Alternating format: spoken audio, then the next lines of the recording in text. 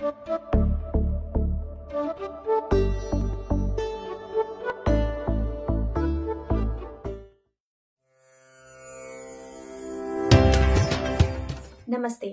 मैं हूँ श्वेता और स्वागत है आपका बुक नर्ड्स पर किताबों की आपकी अपनी दुनिया में। और आज हम जिस किताब की बात करेंगे वो है कृष्णा सोबती की लिखी किताब ए लड़की। कृष्णा सोबती का जन्म 18 फरवरी 1925 को गुजरात में हुआ था। भारत विभाजन के बाद गुजरात का वो हिस्सा पाकिस्तान चला गया और कृष्णा सोबती दिल्ली आकर बस गई। सन 1980 में उनकी किताब जिंदगीनामा के लिए उन्हें साहित्य अकादमी पुरस्कार मिला और 2017 में उन्हें भारतीय साहित्य के सर्वोच्च पुरस्कार ज्ञानपीठ पुरस्कार से पुरस्कृत किया गया। 25 जनवरी 2019 को 93 वर्ष की आयु में उनका देहांत हो गया। कृष्णा सोबती अपने लेखन की विशिष्ट शैली के लिए जानी जाती हैं। उन्होंने अधिकतर लंबी कहानियां ही लिखी हैं जो उपन्यास का प्रभाव उत्पन्न करती हैं। ए लड़की भी एक लंबी कहानी है, या यूं कहें कि एक माँ और बेटी के बीच के संवादों का सिलसिला है। वृद्धावस्था मनुष्य की उम्र की वह अवस्था है जहाँ उसके बाल्यावस्था की पुनरावृत्ति होती है। कहते हैं कि मनुष्य बुढ़ापे में बच्चा बन जाता है। कहानी में अम्मू ठीक वैसी ही है।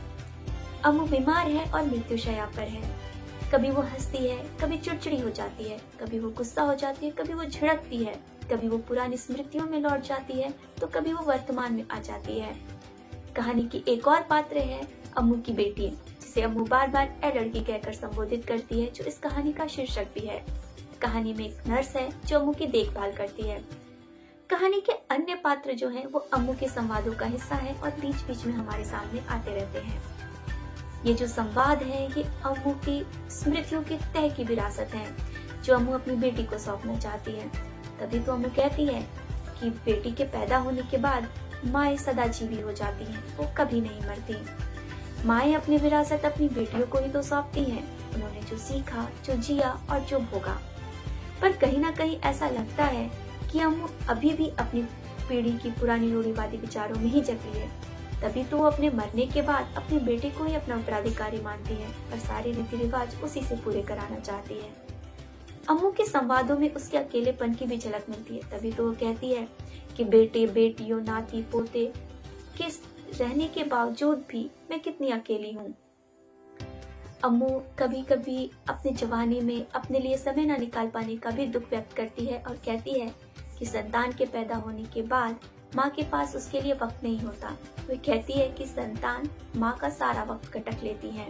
अम्मू अपने संवादों के जरिए जो अपनी बेटी को बताती है वो उसके पूरे जीवन का निचोड़ है। वो अपने अनुभवों से उसने जो भी सीखा है वो अपनी बेटी को सौंपना चाहती है। तभी तो अम्मू कहती है कि भले ही तुम्हारी माँ ने पतंजलि ना पढ़ी हो तो क्या हुआ, विद्या सीखी जा सकती है, सुनी जा सकती है और जी जा सकती है।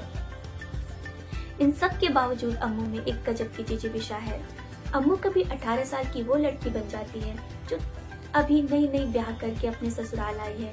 कभी वो अपनी पीहर की यादों में पहुंच जाती है जहां वो अपने भाई बहनों में होता हुआ भेदभाव देखती है। तो कभी वो अपनी बेटी को कहती है कि तुम्हारे खानदान में कभी भी लड़के लड़कियों में भेद नहीं किया गया, तुम भी ऐसा मत करना। इस किताब को पढ़ने के बाद मेरे मन में दो प्रश्न उठे। पहला ये, अगर ये संवाद एक माँ और उसके बेटे के बीच में होता तो ये संवाद कैसा होता, और दूसरा ये कि हमारे आसपास कितने तमाम ऐसे बुजुर्ग हैं जो अपने जीवन के अंतिम समय में ऐसे ही किसी अकेलेपन के शिकार हैं वो और हमसे संवाद करना चाहते हैं, पर क्या हम कभी उनके पास बैठकर उनकी बातें सुनते हैं।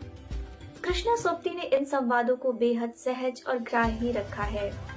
पढ़ने लायक एक बेहद संवेदनशील किताब जो आप सभी को पढ़नी चाहिए। तो आप ये किताब पढ़िए और अपने विचार हमारे साथ जरूर साझा कीजिए। किताबों की दुनिया की और जानकारी के लिए आप हमें इंस्टाग्राम, फेसबुक और यूट्यूब पर भी फॉलो कर सकते हैं। अगली बार हम फिर मिलेंगे एक नई किताब के साथ, एक नए लेखक के साथ। तब तक के लिए धन्यवाद।